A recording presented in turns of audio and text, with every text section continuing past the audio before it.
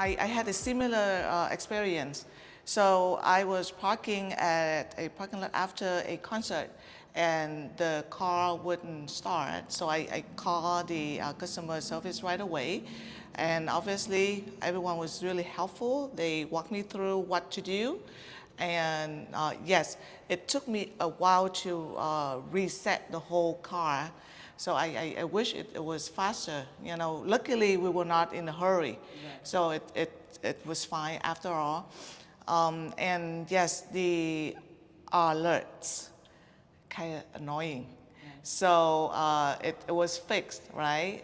Apparently, and it's you know, it's a learning curve, yes. Right? So overall, I just need to know what it's all about, and then if anything, call the technical support, and they're always very helpful and very responsive, which I like.